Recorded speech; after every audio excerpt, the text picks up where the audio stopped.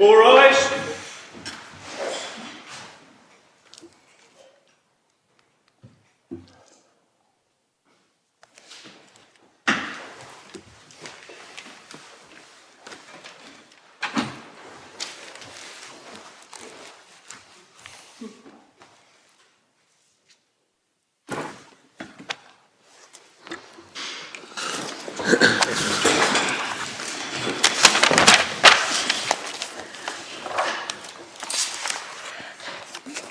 I wonder if I could take you to the case of Riem, which is divided 2, a decision of the Court of Appeal.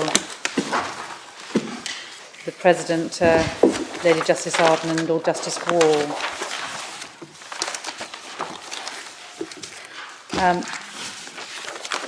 And this is a case where it was established at a fact-finding hearing that a baby had suffered 2 sets of injuries requiring hospital treatment, metaphyseal fractures of lower limbs when 4 weeks old, and a fractured skull and some other head injuries, as well as an abdominal injury at 2 months. And this was the case when the Court of Appeal, I think your Lordships and my lady have already been taken to it, but this is the one where at paragraph 31, Lord Justice Wall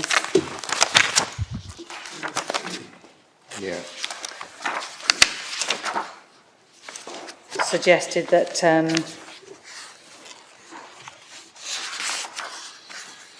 it was inescapable logic of this approach renders it impossible for a judge to find as a fact in case where it is plain that either X or Y inflicted a particular injury or injuries to a child, that X is the perpetrator, that Y cannot be excluded as a perpetrator.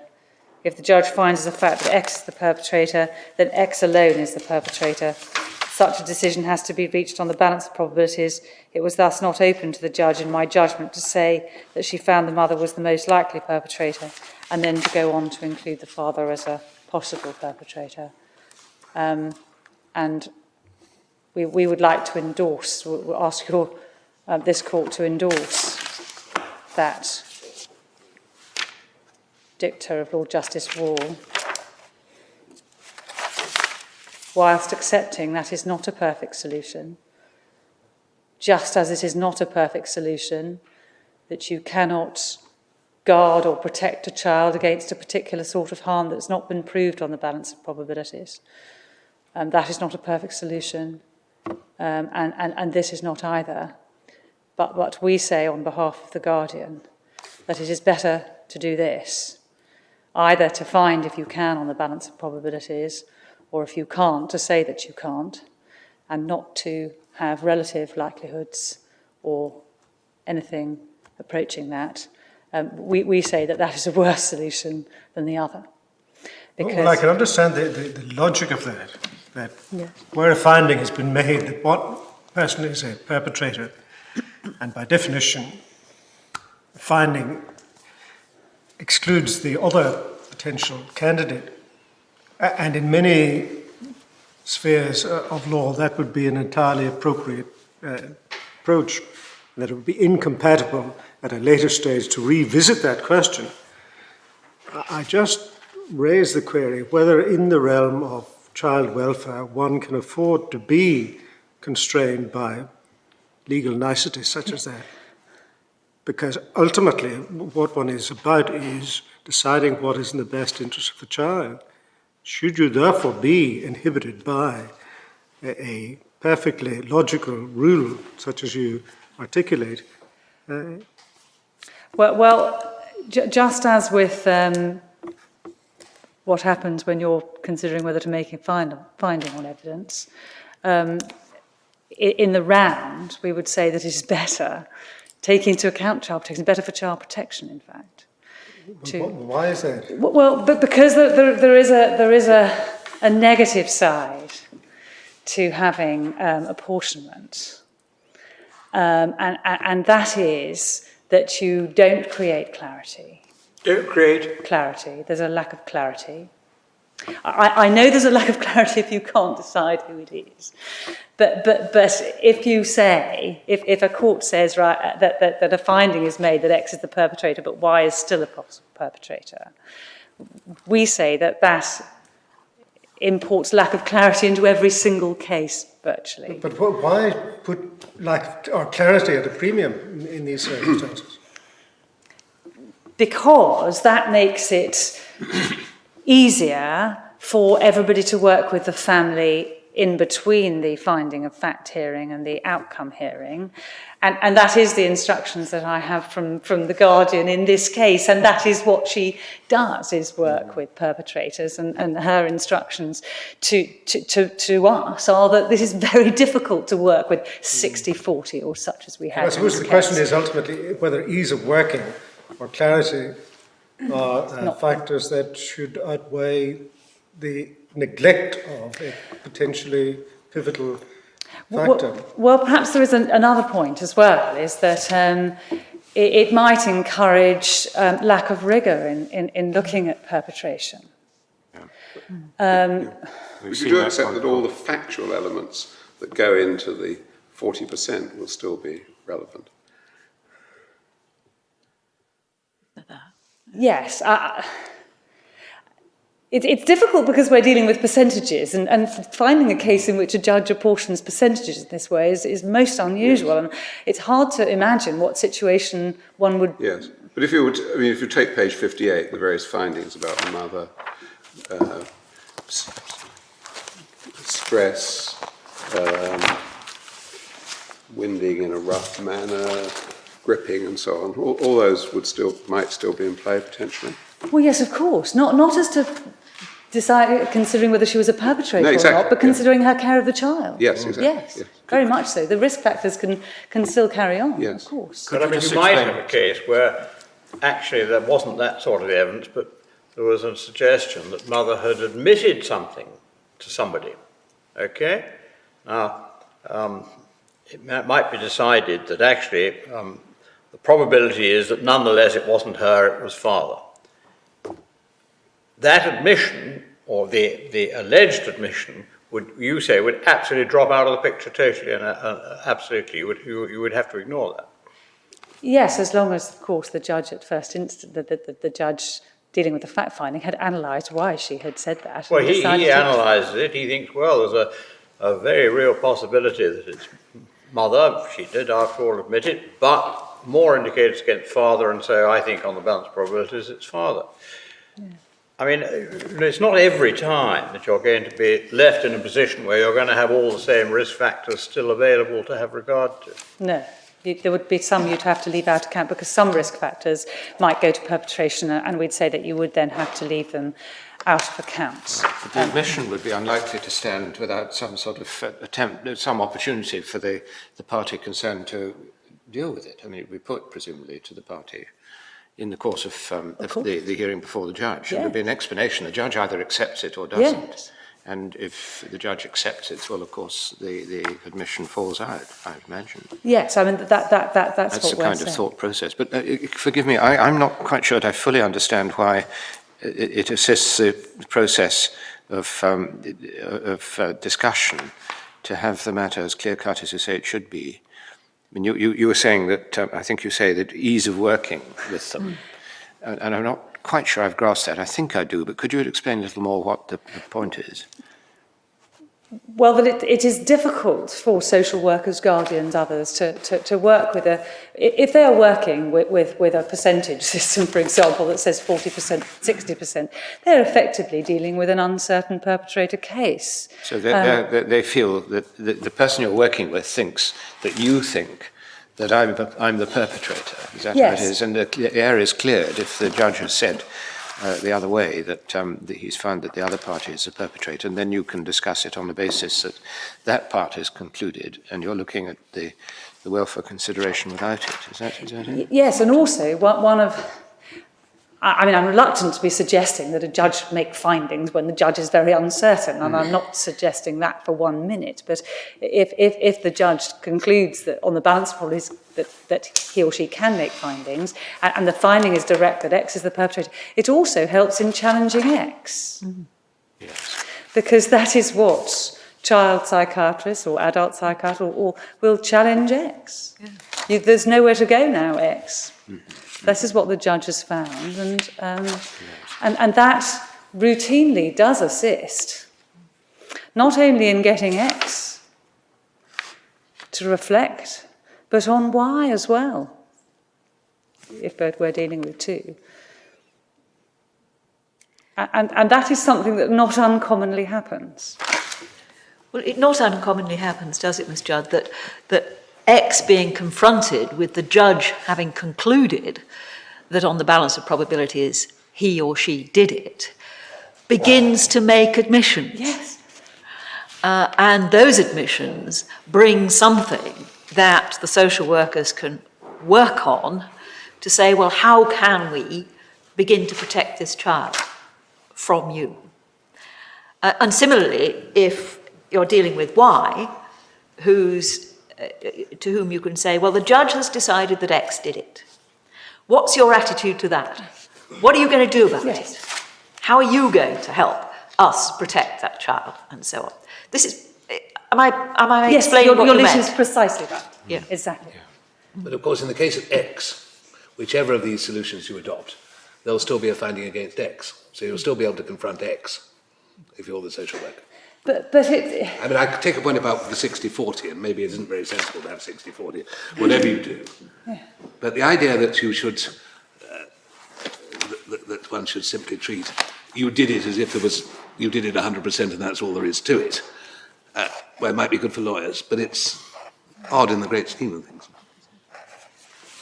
Well, yes, but if the judge is uncertain, then the judge shouldn't make a finding. And that, well, perhaps that imports criminal type except that not uncertainty intended. isn't the point, is it? Yes. I mean, this is only a balance. Yes. And if all you could say is, I can't tell, it's a 50-50 chance. Then the judge won't make a finding. But and then you'll be into the cases we know, and then you all will. these factors will be. Whereas if it's 52-48, well, if it's a very narrow balance, difficult to talk. It's very difficult to talk in percentage, and it's very difficult to talk in a narrow balance. And I wonder. I mean, most judges know whether there's. If you're finding a fact, whatever it is, you know, broadly speaking, how strong the case is. Sometimes it's very obvious.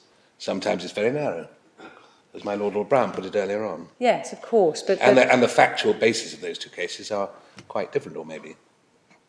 But if one is the judge analysing the evidence, does one really say to oneself, well, 51%, really, the judge is saying, no, I think this probably happened. And then if you think it probably happened, then that is the probability that you're going to work with. And the same judge will, of course, hear the outcome hearing. Lord Nichols in O&N was talking about different judges because it was either in O&N or in Re-B that the judge died between the fact-finding. It's going to be almost inevitable that the same judge hears it. I will be repeating myself, so it's not a perfect solution, but we say it is better. And it helps with those dealing with assessing the family, and all the family, not sometimes in such cases, it's not just a question of the two parents recognising what's happened. You've got the role of wider family as well, who will often say, right up until the fact-finding, no, my son, my daughter could never have done this. But when confronted with a finding that they have, then start to work in a protective manner. So there's that. And also, as I was saying to my Lord earlier, that it encourages, it could possibly encourage a less rigorous approach to analysing likelihood of perpetration. Because it would be very easy, in a sense, what the judge did in this case, and I'm not criticising her for it because she was asked to do it, and she said very carefully, I did it on the basis of impression, 60-40. Well, in our submission, that would be rather dangerous if judges started doing that. And because local authorities, by their nature, act protectively in respect of children, if you've got a high standard of proof in relation to the threshold, what the local authority may tend to do is to work extremely hard to get the evidence in good order to prove it. But then if they don't need to prove a perpetrator, it's easy not to try so hard. And of course, the evidence is normally as put forward by the local authority. So we would say that there is a risk as well if you can make a finding as to perpetration but leave others in the pool, that there won't be a rigorous approach. And goodness knows what would happen if people could appeal a 30% finding. I mean, there are various points to be made on that. I don't know if it would assist if I said any more. Perhaps I would simply Does the local authority have an obligation to put all the evidence in front of the judge?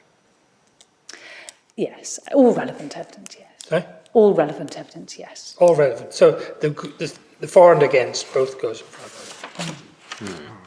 And this will be in form of reports as well as oral evidence, will it? Yes. So you read the whole report? Yes. You don't start extracting bits from it, the whole lot goes in. Yes, yes. This is presumably not the totality of the evidence that was before Her Honour Judge Kushner. It's No. a tiny proportion of it. Yes, I think there are 4 lever arch files. Yeah. Oh, really? So yes, there is. Yes. There is a lot more. I'm sorry to come back to this point again. For my part, I think that there's a great deal of substance in your argument that it's unhelpful, or at least it's fraught with danger, to reduce this to percentage terms. And let's take as a given that the generality of experience is that where A is identified as the perpetrator, that facilitates a challenge to him, or to her, so that they may accept the responsibility. And let's suppose, for the sake of argument, that there are empirical data to support that claim. Nevertheless, it must be accepted, as it seems to me, implicit in your argument, that there will be occasions where that will lead to a wrong approach. So does your argument resolve to this, that it's better in the round to do this, rather than, and therefore to have a way of working, even though one must contemplate, as a consequence of that, there may be cases where the welfare of the child, the quest for the welfare of the child, proceeds along the wrong avenue? Yes. Well, if that's right, and that's very helpful, does it not lead to the conclusion that rather than have any prescriptive rules, that one should have either an open-ended approach to this, or at least a rule which has a dispensing provision? In other words, that generally one would approach it on the basis that it's better not to revisit the question of perpetration at the risk evaluation stage, but that should not be an inflexible rule. Yes, well, it is possible, of course, to revisit perpetration if the judge decides that he or she's got it wrong. And that does occasionally happen. As my lady mentioned, in a case that appeared before this court earlier, about a month ago, on a completely different point. But I do happen to know about it because that was a case where during a finding of fact hearing, a judge had reversed his findings at the second opportunity. I know about that because I unsuccessfully appealed that reversal. So, but it does happen. Obviously, the judge, when considering whether or not he or she can make a finding as to perpetration, will try very hard to get it right, because he or she will know the consequences of getting it wrong, which does cause mayhem with assessments and with families. But if the judge later decides that it is wrong, it's not impossible for it to be revisited. So I don't know whether that answers your lordship's question. It certainly goes some way, something to it. Thank you very much. It would, of course, be easier to postulate a percentage or the suggestion that there could be a finding as to perpetration and a percentage. It would make dealing with the facts of this case easier, so far as we're concerned, because the Guardian invites the court to dismiss this appeal, and one could seamlessly argue that the judge, even if she'd applied the wrong standard of proof, had said 60-40, the assessments had proceeded on that basis, were negative, and the judge so decided. But that isn't our case. Should I turn to the facts, perhaps? We would have to acknowledge that the judge probably did apply the wrong test on page 52. So you're saying it's not just a matter of wording, we take her at her word and believe that's what she actually did? Yes. Yeah. Yes. It's difficult to second guess otherwise. And it's true that the courts were regularly applying this test. And the application of an elevated standard fits with her saying 60-40. So yes, we have to acknowledge that. I don't know, I'm not sure if that's right, does it? I don't think the elevated test, the effect of the elevated test wasn't to increase 50-50 to 60-40. No. It was a different point, wasn't it? Were you not? Because the question was always whether it was over 50% or not.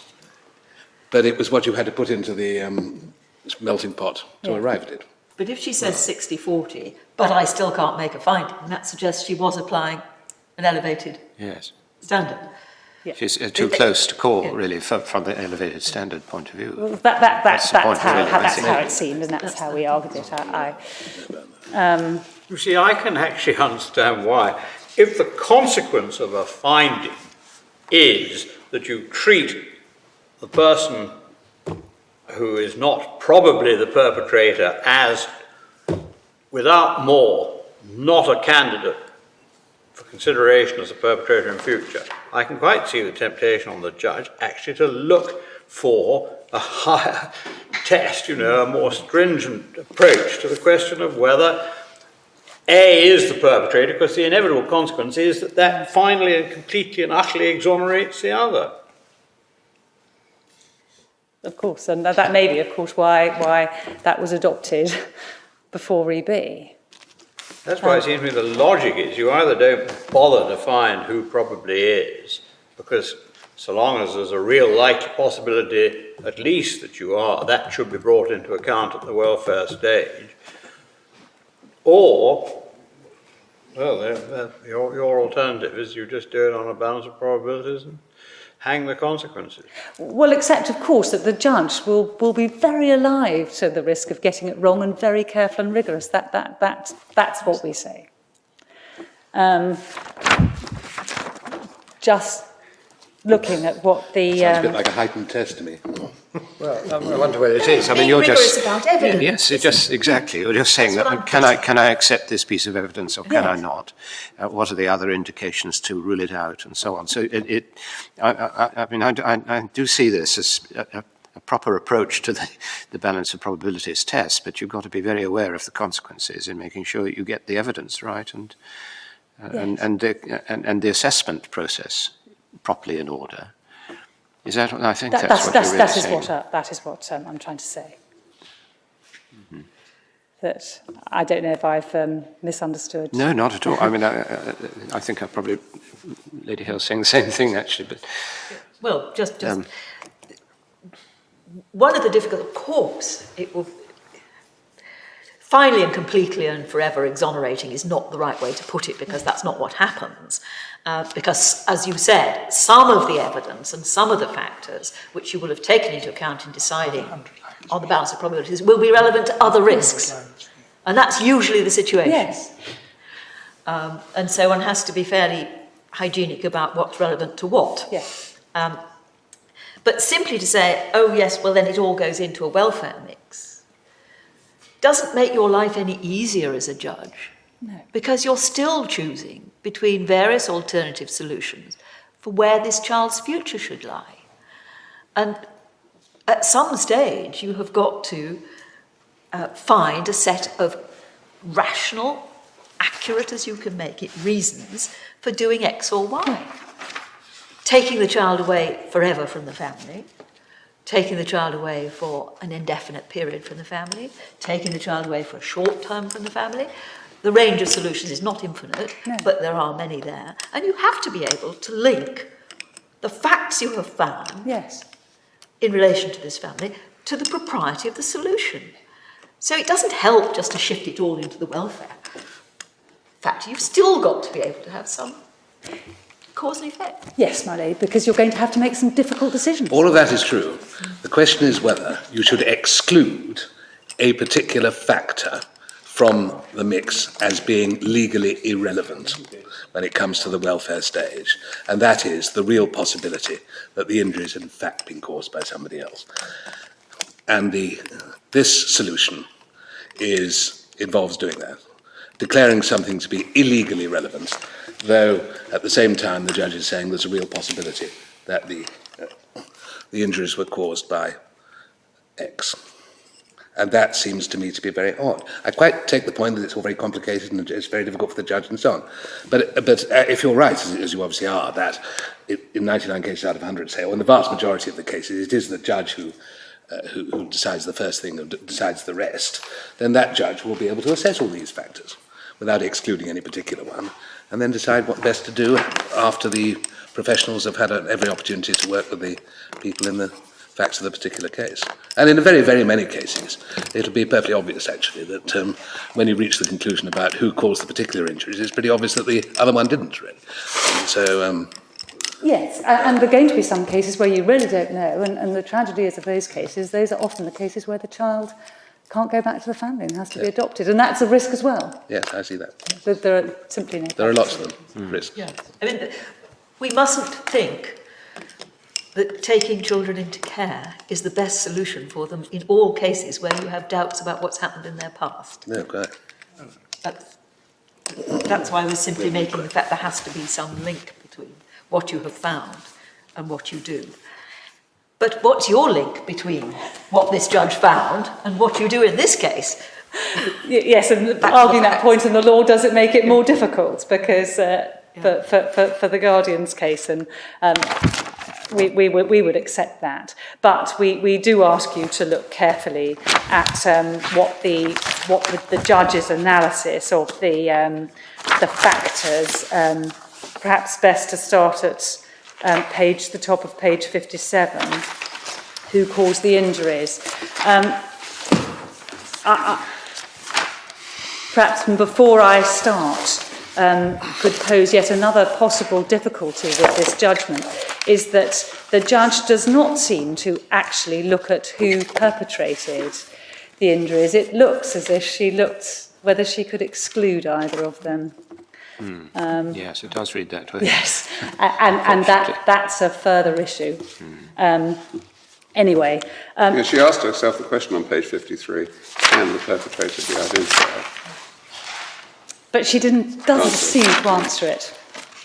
And one, in the North Yorkshire case, which is of course a Court of Appeal case, the question that the test formulated by the Court of Appeal was, first of all, you consider whether or not you can identify a perpetrator, and then if you can't, you apply the real possibility test to the pool of perpetrators. I thought you accepted that. Yes. But the judge doesn't seem to have done that here. And of course that's a Court of Appeal decision, and I don't know whether this court will want to consider endorsing that as being the correct one. We say it is. Yes. Looking at the various factors, the judge lists a number of factors about father, and there are a number of very worrying factors about the father. That certainly is true. But then she lists the factors about the mother. And there are fewer of them. But we would say that this court would have to be extremely careful before substituting its own view for that of a judge who plainly listened to the mother giving evidence and was plainly concerned that she wasn't able to identify the perpetrator. Of course, take into account the issues of standard of proof and such like. But for example, the point that the judge noted here about the mother could be described as winding Jake in a rough manner in hospital. Now, if you also take into account, as the judge obviously did, looking at the third paragraph up from the bottom of page 58, that the interest that the marks to the face with a adult hand gripping the baby's face, for example, in the course of winding. Now, she said it wouldn't point to one parent rather than another, but if you link those 2 points, the judge might well have had those factors very much in mind in considering that the mother was a possible perpetrator, just as the other factors that might have pointed in respect of the father. How robust was the evidence that the mother was winding Jay in a rough manner in hospital? It does say reports that. Yes. Sorry, what did you say? It says reports that, Oh, rather report, than I yes. heard X say that she was.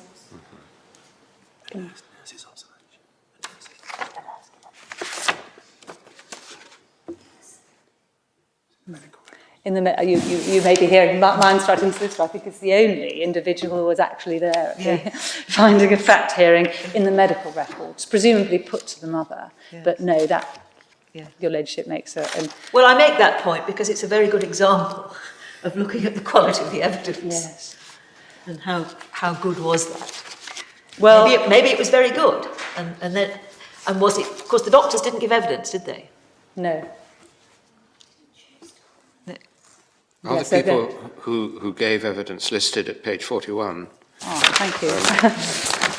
No, sorry, I beg your pardon, that's a bad question, because that was for that part of the hearing. That was the additional evidence you got. Sorry. Mr. Clott is going to take instructions as to who gave evidence. Of course, one person was definitely missing, that was the father. Yes, exactly. And that, Yes, let us not forget that. And that would have made the quality of the evidence much poorer than it might otherwise have been. But you see, I would have expected, in a good fact-finding hearing, these 2 bits of evidence to be put together. Yes.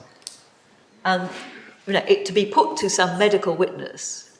Were those marks consistent with how you hold a baby by the chin, to wind them or whatever? Or were they not? Was it so put? And I'd also expect it to be put to Mum.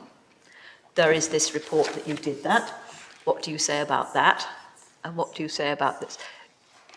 That goes on all the time in other contexts. It doesn't always go on in family cases, I have to say. No, and I would certainly agree with the ladyship that it should have happened. Now, what I don't know, because we do have some of these medical reports actually in the bundles, and I probably have read them, but I can't remember if one of the doctors says that, if that's actually a medical. Yes. Yes. Says that could have been, and quite right. Well, the judgment's in note form, of course. We understand that the judge was ill, and that's why the judgment is in note form rather than being full.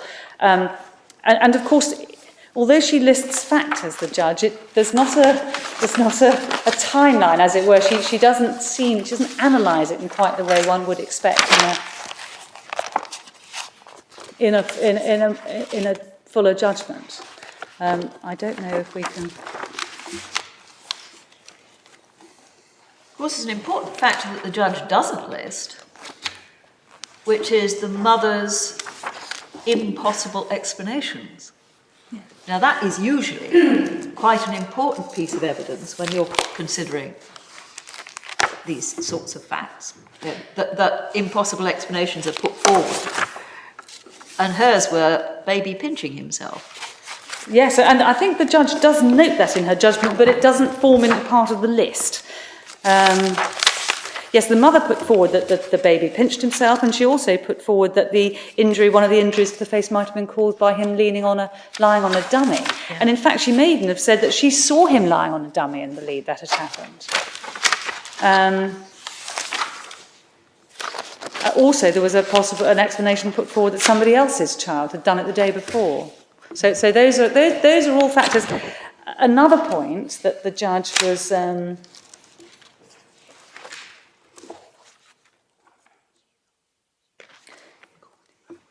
it's been pointed out to me, my lady. Sorry to digress for a minute. In page 230 of I think what must be Appendix 2.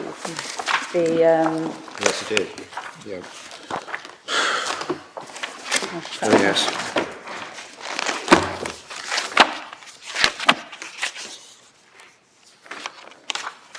Paragraph 22. Yes, I've marked it.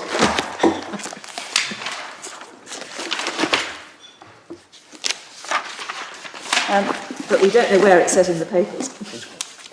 No, 2:30, yeah. and I'm sorry not to be able to point to it immediately now, although I can see people all around me looking. I'm told. Could you just tell me what exercise we're actually on at the moment? I mean, we're proceeding on the hypothesis for this part of the argument that the judge misdirected herself as a matter of law. That's where we are in the argument. And now the next question is, what should we do about that? Yes. Supposing we accept that. Yes, in What's your fairness to suggestion the about judge. what we should? I mean, are we reviewing the whole of the evidence for ourselves, or what? Well, in fairness, first, just briefly dealing with her misdirecting herself. Yeah. Of course, this was before Re-B, and she was doing what many judges did, but Yes. accepted I that's that. too high. Yes, I didn't intend any criticism of it. But the reason for looking at the evidence is because we are still saying that despite that this court should not elevate, should not make a decision that she found it was the father. Now, but is that an exercise of us making our own decision on the basis of the evidence we haven't heard, or is it are we engaged in the trying to divine what the judge would have said if she had directed herself correctly, and what findings she would or wouldn't have made? Because those are conceptually different exercises, and we haven't of course got all the evidence. We've only got a bit of the evidence, as my lady pointed out a bit earlier on. We haven't got the transcript of the evidence. We didn't see any of the witnesses or anything. Well, so what should we do? First of all, reject the appellant's argument that you should substitute a finding that it was the father on the basis that you haven't heard all the evidence, and the judge had a lot of factors to take into account. And the fact was that she heard the evidence and she really didn't feel that she could. But perhaps the next point to say is that... But that was applying the wrong test there. Yes. That in the adjunct judgment, it was still before Re-B. And it's probably accepted that she was talking about impression and relative findings and so. But in her final judgment, and I know there were problems with this too, but in the final judgment, it was post-Re-B. It was what? It was post-Re-B. Of course it was, yes. And she had read Re-B, and she did carefully consider the various authorities, and she didn't say, well, now I'm applying the test properly. Actually, it was him. That she could have said that, and she didn't. She wasn't invited to, and that is something that I think was brought up yesterday. It hasn't been clear, we would have to say on behalf of the respondents, whether or not that first judgment was being appealed. There has been, the criticism of it in the papers is hard to detect, in fact, and perhaps we hadn't focused on that as much as we otherwise could have done. I don't want to take a technical point. So you're saying that when the judge did direct herself correctly, as she did in the second time round, or possibly the third time round, then we can see from the conclusions she reached that they were the same as the first time round, and that she wasn't able to say, she said, she thought, who the perpetrator was. Yes. Now, yes. So we're in a sort of non-perpetrator, despite all the argument about what the position was, if there was a... Yes, we're back in the non-perpetrator. I see. So I must have misunderstood what you said before about the effect of the 60-40. Well, we do not accept that on 60-40 that she was making a finding that the father was a perpetrator. That she clearly herself, it was done on the basis of impression and other matters falling short of evidence, and that this court should not translate that into a finding. Because judges shouldn't really do that. So no, and she didn't really want to do it. Well, I think, I get that from paragraph 3.4 at page 39, where she's made the point about in Re-B, and then she's trying to explain and adhere to what she was doing before and make it clear what she was doing. And there isn't, I don't detect there a feeling of unease about the finding that she made, properly understood. Yes. So the crunch point is 620 on 49 is not something that should be interfered with. Page 49, Will. Yes, 6 at the top.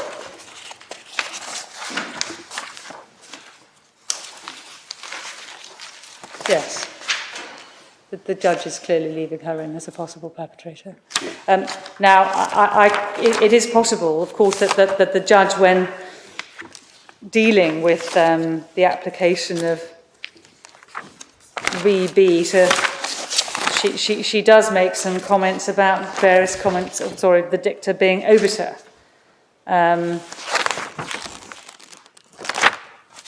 Sorry, Mum, I'm just looking for the page. Sorry.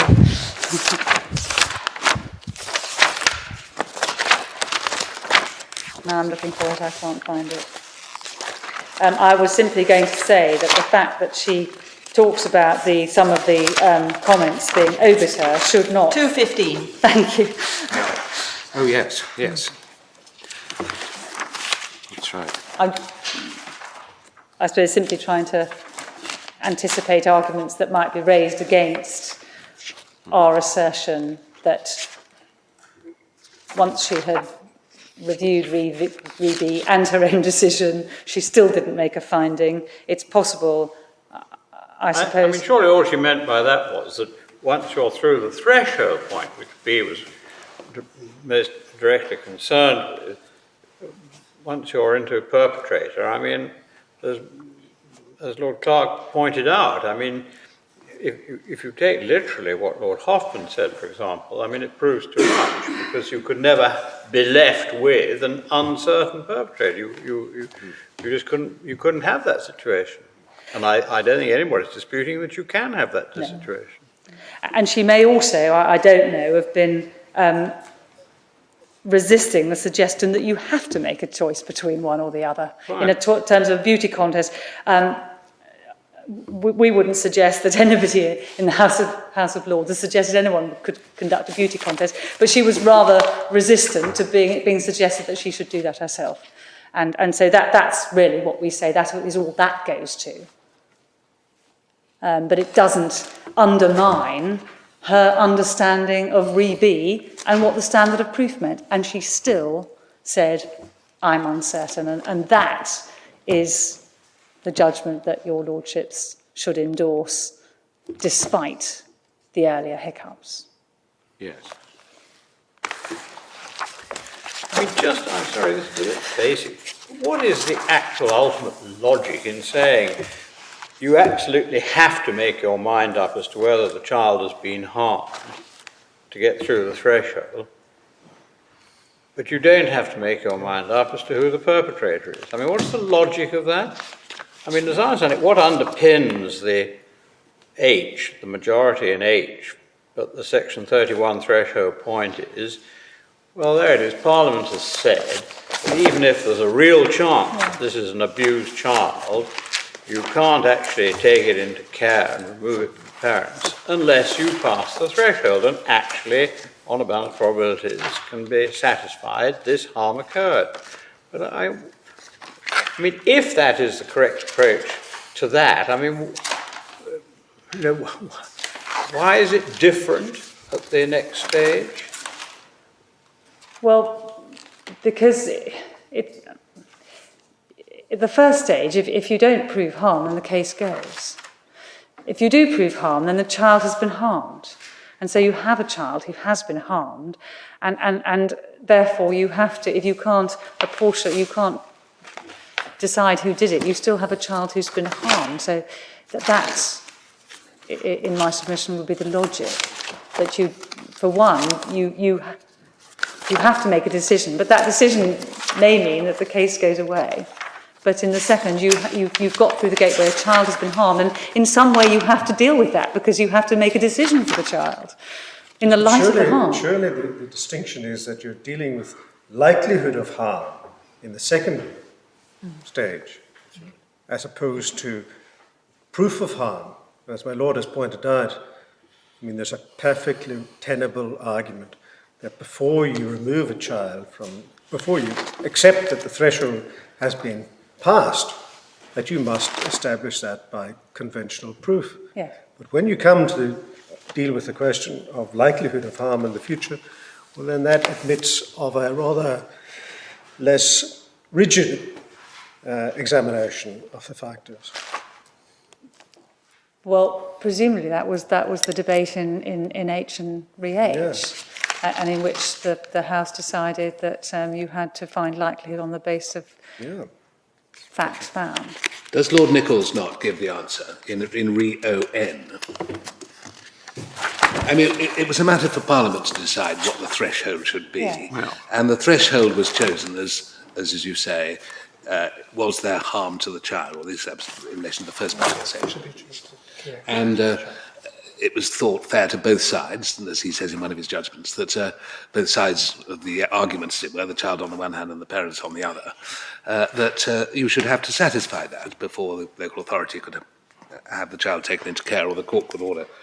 But once you've done that, different considerations apply to the next question, namely, who was responsible for that? Because you might not be able to establish that.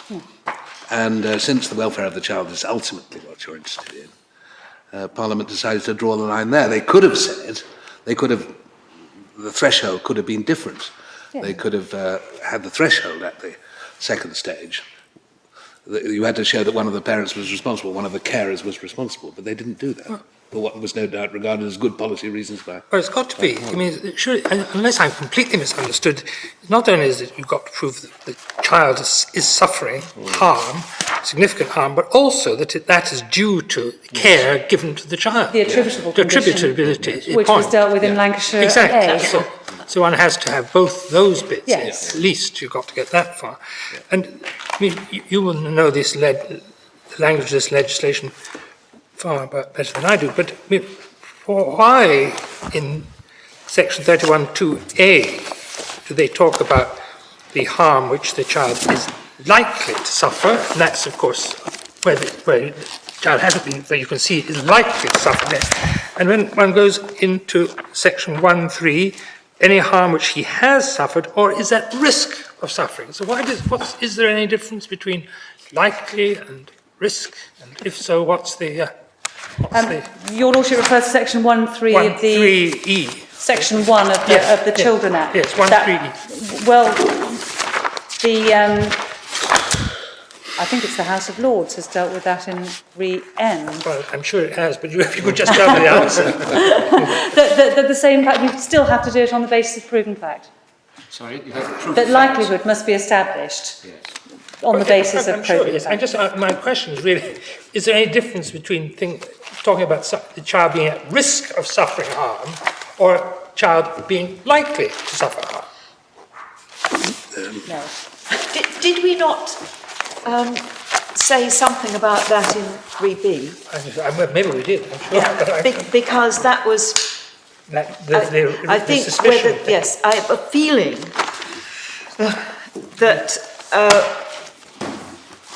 one of the reasons for urging on us real possibility was that had been said to be the test under 1(3)(e). Yes, I think you get it very quickly, 1(3), paragraph 48 and 49. That's thank you. It is looking at yes, they're putting them together. So I must have known the answer at one time. And I think we said that the risk, at risk meant the same as that's what I expected. Sorry. Yes, I think it's exactly, Lord Rodder's question is put exactly at paragraph 49. Yes. I'm sorry, I couldn't 1(3) to be interpreted differently. And the answer is no. And Lord Nichols says, on balance, I consider that, I think he's saying the same point, the same thing, really.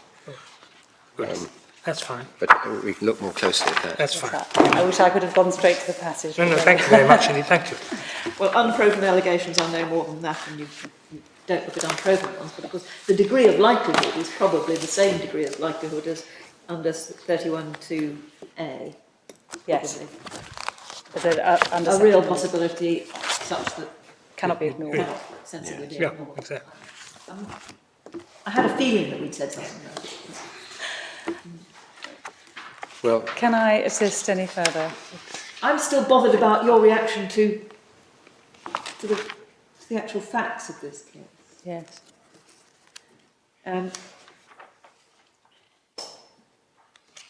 There are a lot of reasons for thinking that this young woman might not be able to protect her children against demanding, etc. Yes.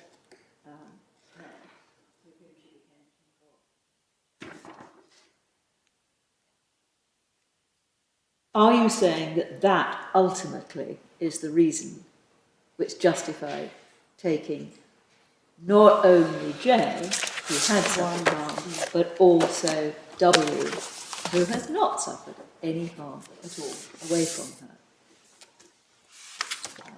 Or are you saying that the fact that she couldn't be ruled out as a perpetrator, well, no, I was putting it too highly, the fact that there was a real possibility that she was responsible for the bruises of J is what justifies taking W away from her? Because what I'm still stuck on this problem about the H Yes. in relation to W. Well, I'm stuck on lots of things, but I'm not saying it is an easy case at all. No. But I am very worried about that aspect of the facts of this case. Tis a hard case in a lot of ways. We are saying that it's both that the decision that the judge made, and in fact that the assessors assessed and gave views on, had the mother as a possible perpetrator, and also her personality problems and her difficulties in resisting, in this case it would appear, a violent or at least aggressive and difficult man. We are saying it's the combination. So the mother is a possible perpetrator of the injuries to J.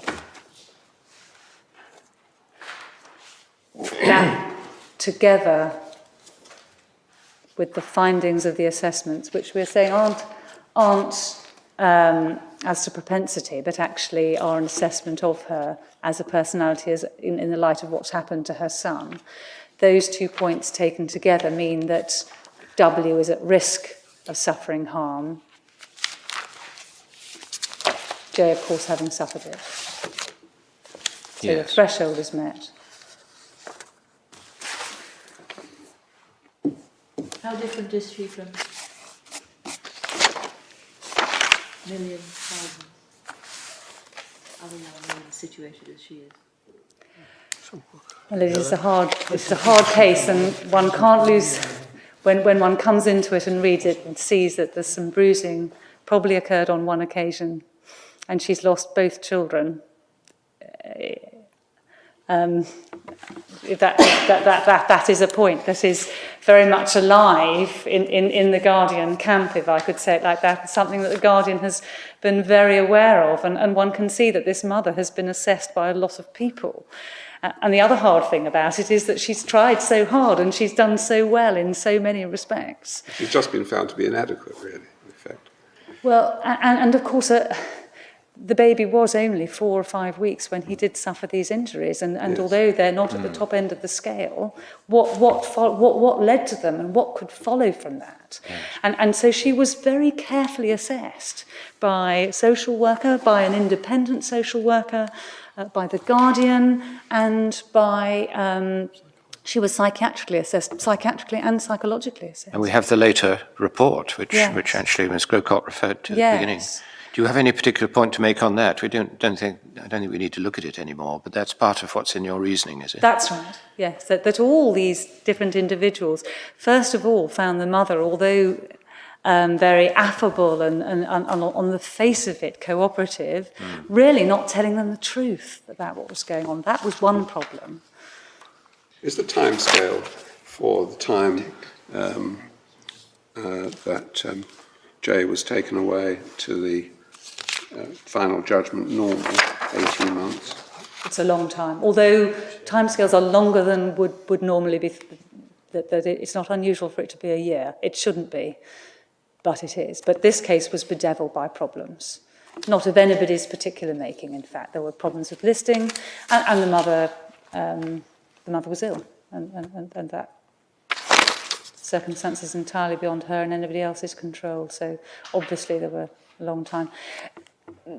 What we're not saying, we are not with the local authority and saying that if by any chance, if this court was to decide to find that the father was a perpetrator, then we say the case should be remitted. We're not saying that the order should be made anyway, but the Guardian, on careful consideration, as we say, on assessing the mother herself and also being guided by all these people from their different disciplines about the mother, not only her own vulnerability to abusive relationships, but also her lack of family support, meant that, sadly, that she couldn't safely care for either of the children. Could I ask you then to look at paragraph 22 of your case, because I'd like to be quite sure what you meant by those last remarks. Is there or is there not a not missing? That's what I wondered. Oh, maybe there's a not. Is it an accurate I'm sorry. statement of your position? Because it didn't really fit with what you just said.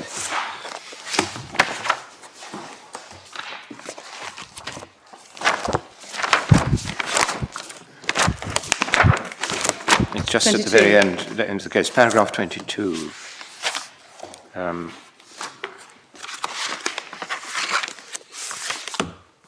In the event that the court was to make such a substitution, what are we to do?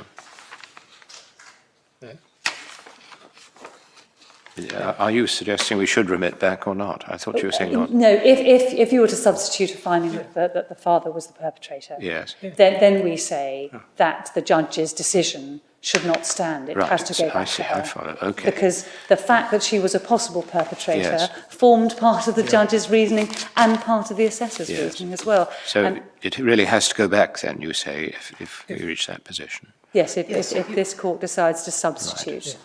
Yes. You do say that. I appreciate that. But what I was slightly bothered about, which is why I was getting at you earlier, was A, you say that even if one substitutes the father as perpetrator, the threshold criteria are met with respect to both children. Yes. And I was really wondering whether there was a not missing, at least in relation to W, or what your basis was saying that the threshold was met if father was the perpetrator.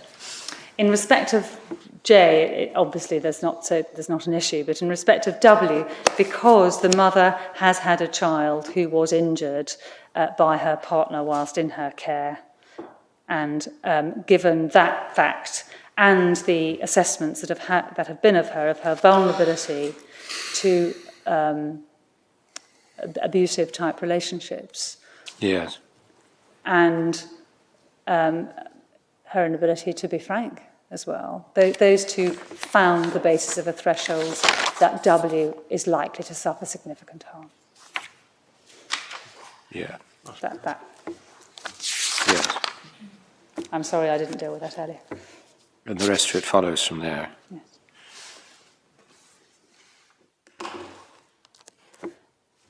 Can I assist any further?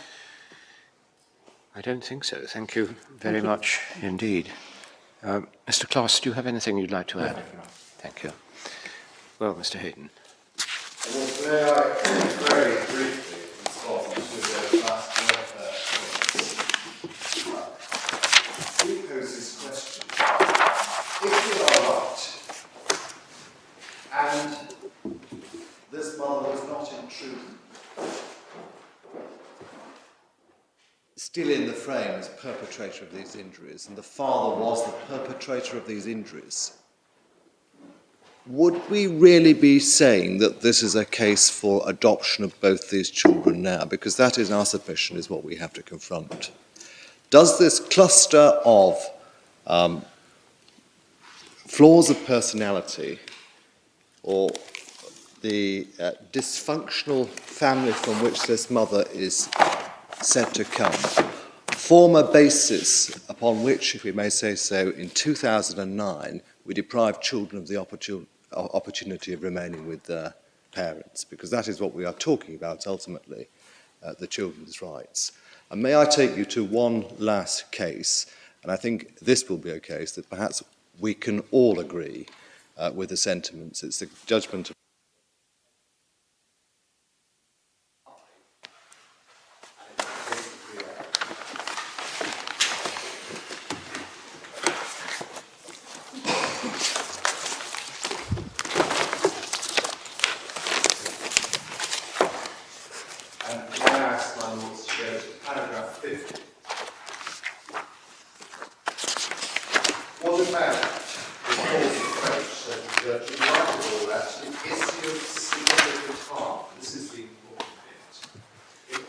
to understand this concept and the range of harm that it is intended to encompass, it is right to begin with issues of policy. Basically, it is the tradition of the United Kingdom recognised in law that children are best brought up within natural families. Lord Templeman in RKD said this: "The best person to bring up a child is a natural parent. It matters not whether the parent is wise or foolish, rich or poor, educated or illiterate, provided the child's moral and physical health are not in danger. Public authorities cannot improve on nature." A very well-known passage. And Mr. Justice Headley adds to that in our submission. There are those who may regard that last sentence as controversial, but undoubtedly it represents the present state of the law in determining the starting point. It follows inexorably from that society must be willing to tolerate very diverse standards of parenting, including the eccentric, the barely adequate, and the inconsistent. It follows, too, that children will inevitably have both very different experience of parenting and very unequal consequences flowing from it. It means that some children will experience disadvantage and harm, whilst others flourish in atmospheres of loving security and emotional stability. These are the consequences, says the judge, of our fallible humanity, and it is not the providence of the state to spare children all the consequences of defective parenting. In any event, it simply could not be done. Whilst we have criticised the judge for applying what we submit is manifestly the wrong test at the fact-finding exercise, we have always throughout recognised her experience, and it would have been open to her in our submission at any point if she had thought that the threshold conditions were met on another basis than this injury to say so. She did not at any point. And my Lord, take away the potential of the mother as perpetrator of the injury, and it leads ultimately those aspects of fallible human nature which in our submission makes her no different to many other mothers. The judge, it seems to us in our respectful submission, got the test wrong. She was invited to reconsider her findings. It's not accurate to say that she wasn't, and from the Lord's notes, it's there at paragraph 1 of Miss Casey's argument before the judge at first instance, 1112 from my Lord notes. Sorry, 112. 112. Appendix. Appendix part 2. It's a short point and it's there in the first paragraph, my Lords.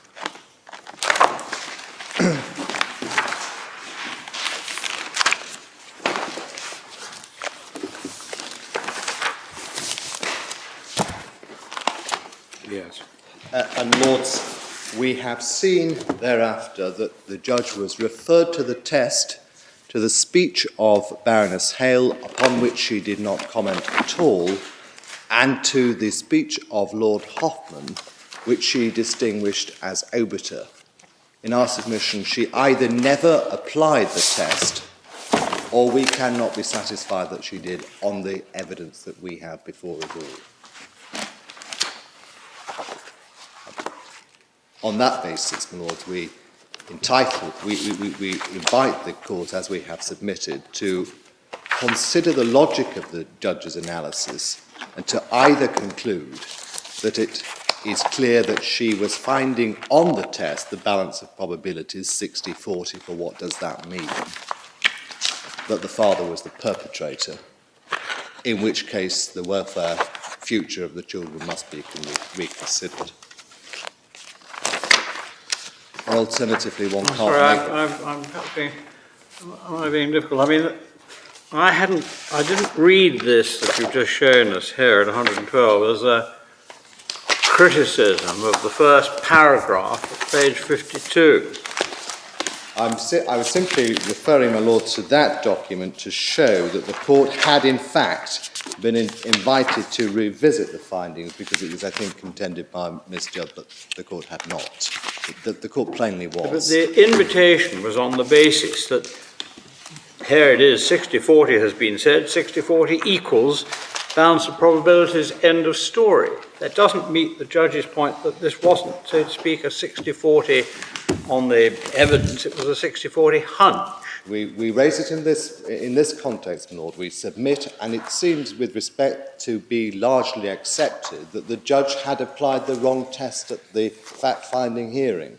She was invited to revisit the exercise, being referred to Re B to apply the correct test, the balance of probabilities. She did not, in our submission, accept that invitation. Lord, Well, she did, but you say she didn't abandon her sort of higher, more conscious. with respect, I go further back than that. Of course I make that point, but I actually say that she didn't accept the invitation to apply the new test, because she's referred to... My lord has the point. And you were in the middle of an alternative proposition. I think you said that either her finding of 60-40 is to be read as a finding that the father was a perpetrator, or you go on to say... I submit that when we apply the balance of probabilities to the evidence available to the judge and to critical analysis of her judgment, that is the conclusion, i.e. that the father was on the balance of probabilities the perpetrator. But I say that the judge actually never engaged in the exercise at all, though specifically invited to, and though drawn to the test in the speech of Baroness Hale and Lord. Baroness Hale's speech, although there before the judge, is not part of her judgment. And Lord Hoffman's speech is discounted as obited. The revisiting invitation is noted by the judge at page 33, incidentally, in the 2.2. This case's submissions are picked up and recorded there, I think fairly accurately, aren't they? Is there anything wrong with the introduction? It's page 32 and 33 at the beginning of her last, her final judgment.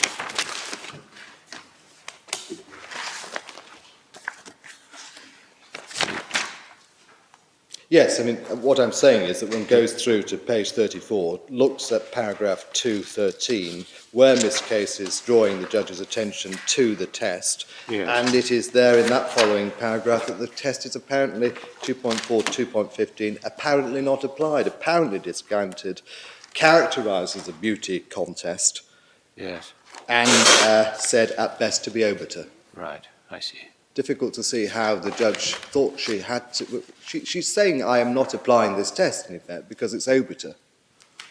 It's not there in the judgment of the House of Lords, although it plainly is. my Lords, our final point, if we may, is this. We have looked at the consequences of making findings. We have not dwelt perhaps so heavily on the consequences that arise from not making findings. If the evidence allows the judge, applying the requisite standard of proof, to decide between however many perpetrators there may be in the pool, who on the balance of probabilities cause those injuries, it opens options for the child. That's its significance. It opens the option of rehabilitation. It provides a platform for work to be done with the parents. It provides the factual substratum for all the professionals to get involved. Yeah. It may result, as we've heard, in an admission from one of the parents. Or it may result in the other parent making decisions about his or her life to separate from the perpetrator and opening up options for the child that way. If one doesn't make those decisions. If the evidence doesn't permit of it, then we have to confront the consequences for that. Because if there has been serious injury to a child, and a judge is faced with a position where he cannot identify the perpetrator, then we have to recognise that the reality of that is that the signposts point only one way, and that is to placement of children outside the family permanently, either in the case of older children to long-term foster care, or with younger children, almost certainly to adoption. So the test, the balance of probabilities, is not there for the convenience of social workers and professionals. It's there to strike the balance for the child between those two options, keeping the child within the family, if that's possible, or securing his future by adoption. That is why the test is there. That's why it has to be there. That's why in our submissions, the House of Lords was entirely right to say in B that the test for perpetrator must be the same as for significant harm. My Lord, I've said that was our last point, but may I just make one more, and I suppose it has to some extent been foreshadowed already. We said in our written argument that it is not actually helpful to think of care proceedings as having two judges, because they don't, or indeed being a two-stage process. They are one dynamic process. And I can't approve from the speech of Baroness Hale in the at tab 3, paragraph 74. Can I take the Lord very briefly?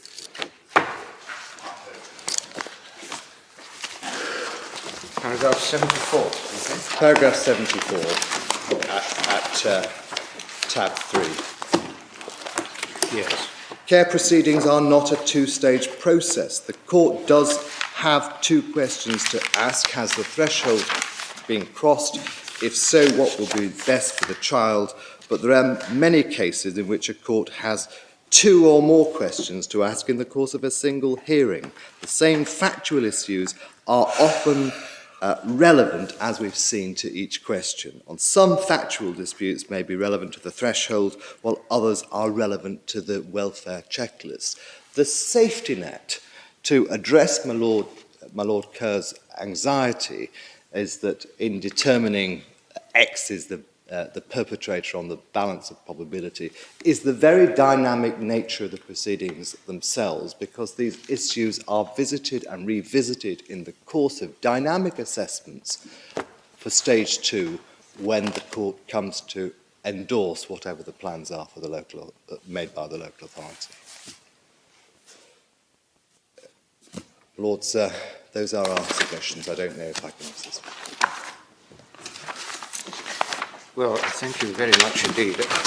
All members of the court, I'm sure, are extremely grateful to counsel for the extent to which they've been prepared to engage with us in these discussions in these last 2 days. You've been very, very helpful indeed in helping us to reach a decision in this case. We'll take time to consider our judgment.